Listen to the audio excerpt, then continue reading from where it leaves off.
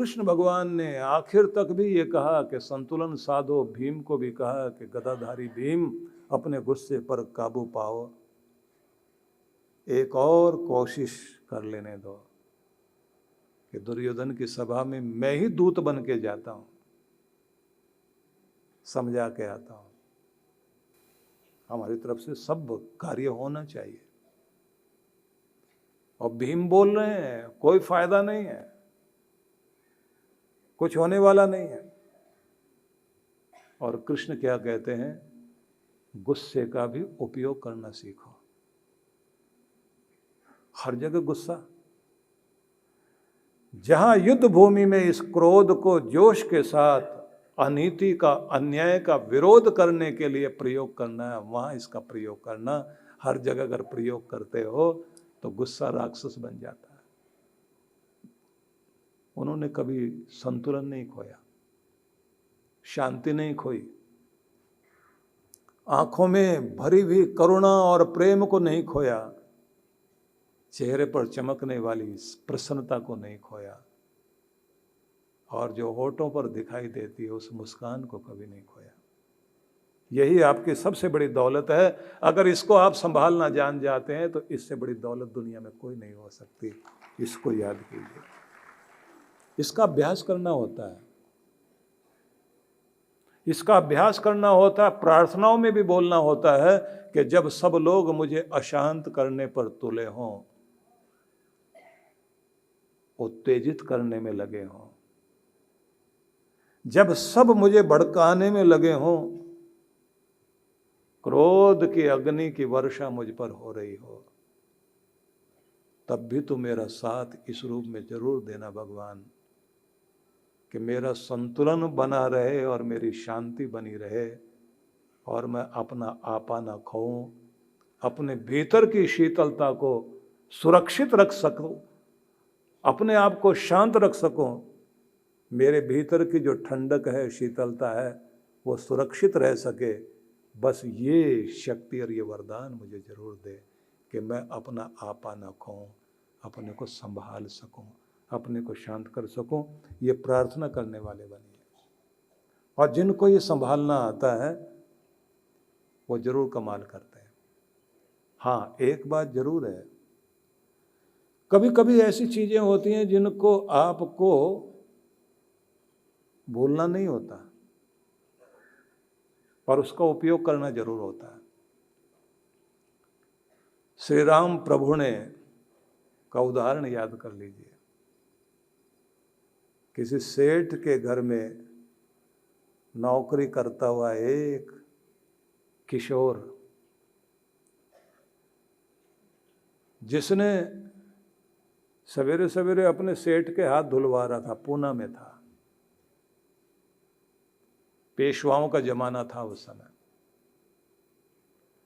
हाथ धुला रहा है और सवेरे का सूरज चमक रहा था, तो सेठ के कान का जो हीरा था इतना बड़ा, उस पर सूरज की किरण पड़कर इस बच्चे की आंख में चमक आ रही थी। तो इसने कहा, सेठ जी आपका हीरा तो आंखें चुंधिया रहा है, बहुत अच्छा हीरा है। इतना गुस्सा आया सेठ को, लात मार दी उस बच्चे को, और लात मार करके कहा, मेरे हीरे को नजर लगाता तेरी औकात है मेरी तरफ देखने की? तो जहां से आए, जितने नीची जगह से, नीची आंख रख, गर्दन उठाने की भी हिम्मत नहीं होनी चाहिए तेरी। और धक्का दे दिया उसको। और बच्चे को जैसे वो स्तब्ध हो गया, ना हिल पा रहा ना डुल पा रहा, हक्का बक्का वहीं बैठा रह गया। आंख उठा के उसने सेठ की तरफ देखा, और सेठ ने कहा, देखता क्या, निकल यहां से। अपने घमंड में बोल दिया। अब बच्चा भी वहां से उठ के चला गया। अब वो क्या सोचता, तेरी गरीबी का अपमान हुआ है, तेरी लाचारी बेबसी का अपमान हुआ है, तेरे छोटेपन का अपमान हुआ है। बड़ा आदमी बनता कैसे है? बड़े होते कैसे हैं? पैसे से, रुतबे से बड़ा कैसे हुआ जाता है? समझ में आई पुरानी बात कि बड़े लोग कहते हैं ज्ञान आदमी को बड़ा करता है, बुद्धि बड़ी करती है, अक्ल बड़ी होनी चाहिए, समझदारी बड़ी होनी चाहिए, विद्या बड़ी होनी चाहिए, बड़ा पद होना चाहिए, बड़ी प्रतिष्ठा होनी चाहिए। प्रतिष्ठा तुम्हारे कर्म से होगी, तुम्हारे ज्ञान से होगी। मैं बड़ा बन जाऊं तो कैसे बनूं? अनपढ़ हो ना समझ हूं, गरीब भी हूं, लाचार और बेबस हूं, एक ही चीज है, पैसा तो किसी के भी हाथ में आके छिन जाएगा, लेकिन सुना है विद्या आदमी के पास आ जाए उसे चोर नहीं चुरा सकता, छीन के कोई ले जा नहीं सकता। प्रयोग करो तो बढ़ती जाए, धन का तो प्रयोग करने लग जाओ तो घटने लगता है। तो अब वही पाएंगे जिसको दुनिया में कोई चुरा ना सके, और यहाँ की करेंसी दूसरे देश में नहीं चलने वाली है। विद्या की करेंसी ऐसी है, हर देश में चलती है, हर जगह काम आती है। अब वही विद्या प्राप्त करेंगे, उसके लिए जाएंगे। ज्ञान विद्या जिंदगी में चाहिए, ऐसा भाव मन में लेकर चल पड़ा। वो सवेरे का समय था और मंदिर की घंटियां बज रही थी, शंख की आवाज आ रही थी। चलते चलते उधर ही चला गया, भगवान से प्रार्थना करेंगे जाके। तो उस समय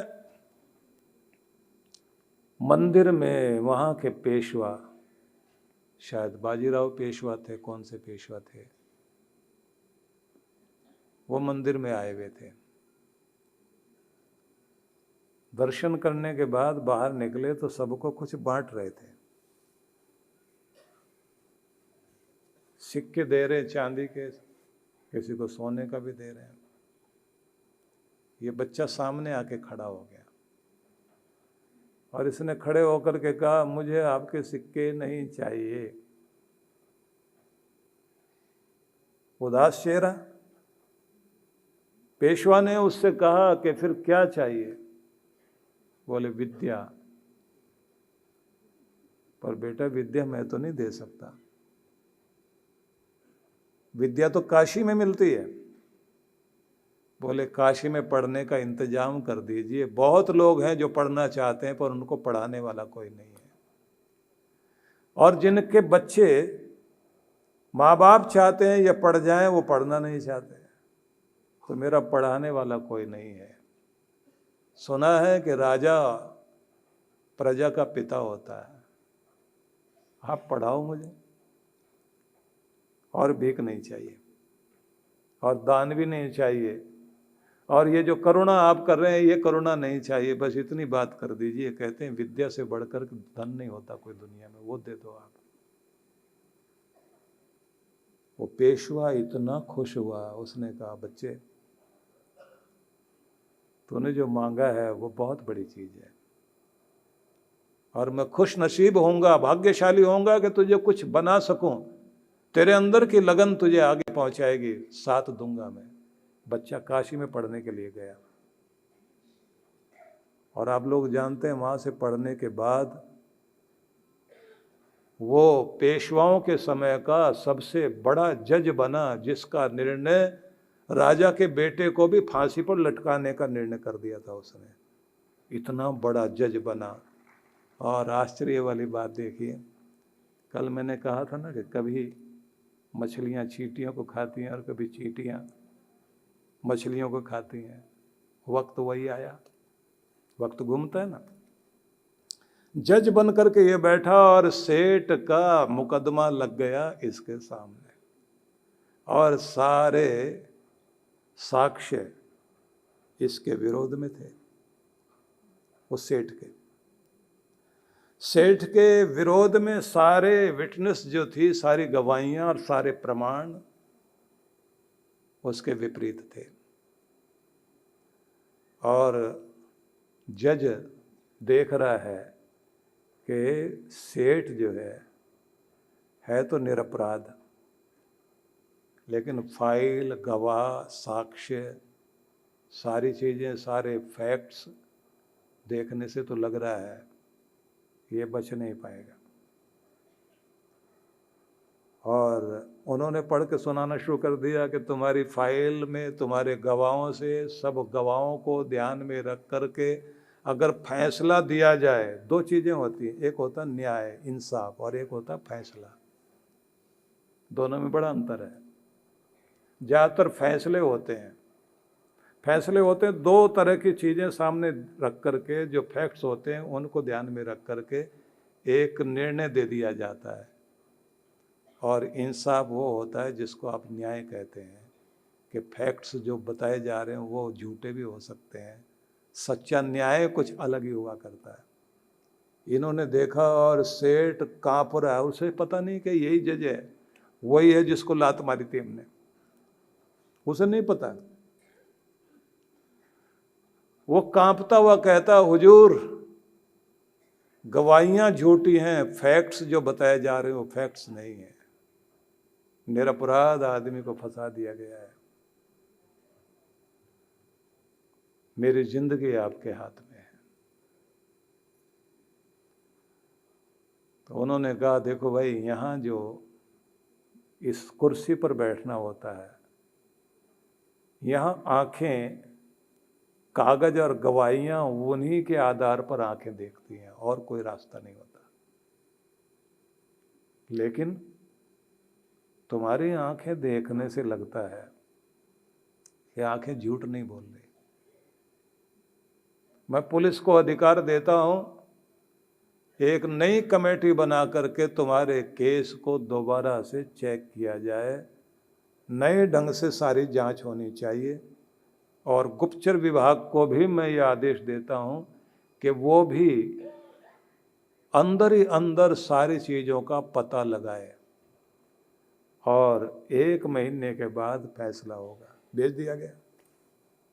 1 महीने के बाद रिपोर्ट आई। रिपोर्ट देखने के बाद जज ने बोलना शुरू किया, बहुत गंभीर मामला दिखाई दे रहा है और सेठ के प्राण सूख रहे हैं, सफ़ेद चेहरा हो गया। उसके साथ आए हुए रिश्तेदार भी, उनके चेहरे पीले पड़े हुए हैं, जैसे खून सूख गया हो। अब लगता है जिंदगी गई हाथ से, फांसी हो सकती है। और इन्होंने सब देखने के बाद कहा कि मेरे पास जितनी रिपोर्टें आई हैं, सब चीज़ें जो देखी हैं, और मैंने जिस तरह से जो टीम बनाई थी, जो आयोग बैठाया था, सबको ध्यान में रखने से पता लगता है कि ये सेठ निरपराध है, और जाओ, तुम्हें माफ़ किया जाता।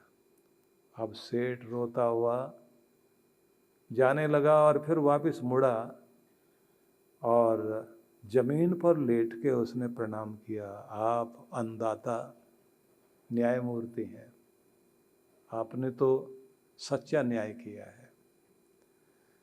इन्होंने कहा, बाहर रुको। केबिन से बाहर निकल कर आए, अपने सिर पे जो पगड़ी रखी हुई थी वो भी उतारी,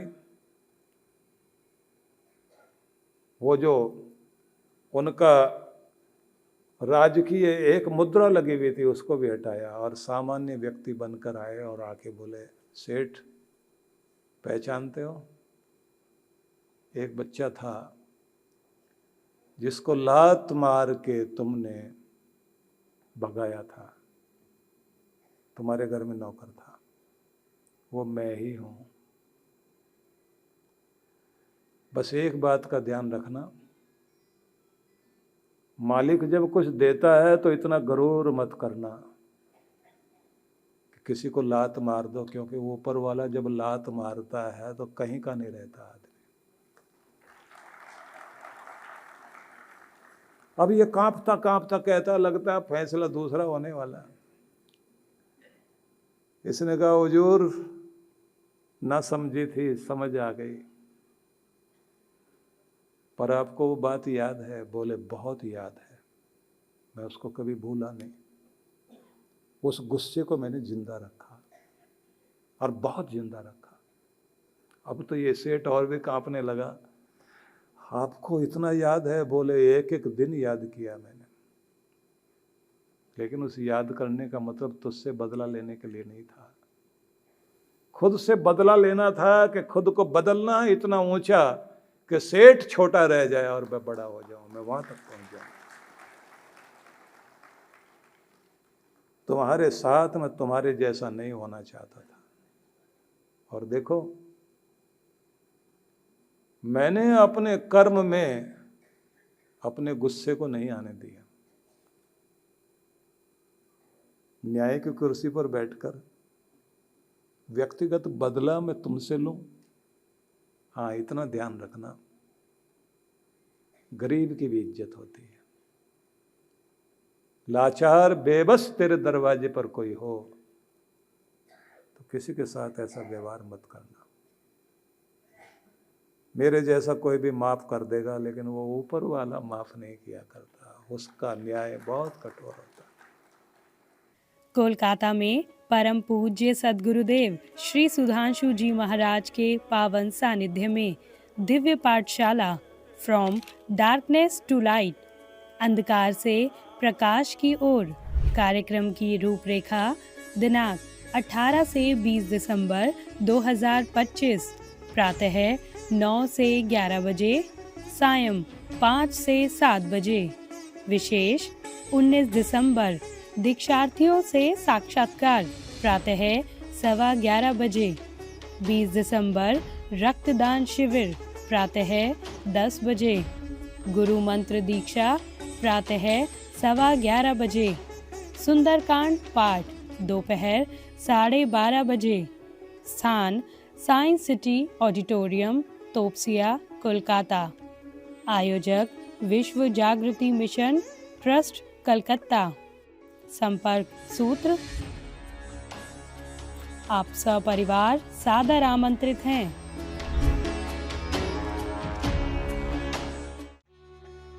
गुजरात के सूरत में परम पूज्य सद्गुरुदेव श्री सुधांशु जी महाराज एवं डॉक्टर अर्चिका दीदी जी के पावन सानिध्य में विराट भक्ति सत्संग कार्यक्रम का आयोजन होने जा रहा है।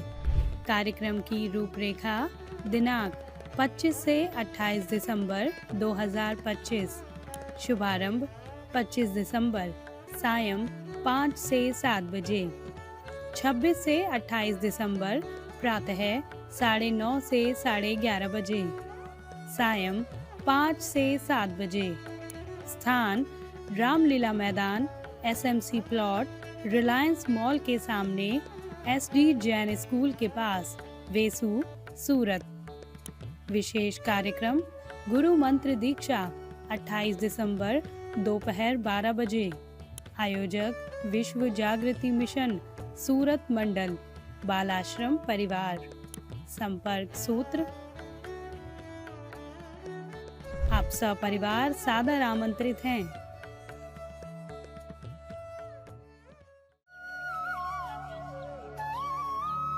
परम पूज्य सद्गुरुदेव श्री सुधांशु जी महाराज एवं डॉक्टर अर्चिका दीदी जी के पावन सानिध्य में नव वर्ष का शुभारंभ। नव प्रभात 2026। नव प्रभात उत्तरायण महायज्ञ 1 जनवरी को आनंदधाम आश्रम में मनाने के लिए मैं आप सबको आमंत्रित करता हूं, और सभी लोग इस अंतर्राष्ट्रीय नव वर्ष में नए संकल्पों के साथ स्वयं के जीवन को ऊंचा उठाने के लिए और एक शुभ यात्रा हमारे जीवन की हो सके, नव यात्रा हो सके, इसके लिए आप सब अवश्य पधारें।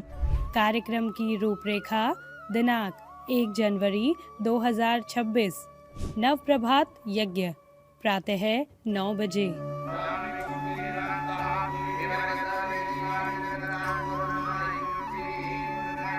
शोभा यात्रा प्रातः 10 बजे।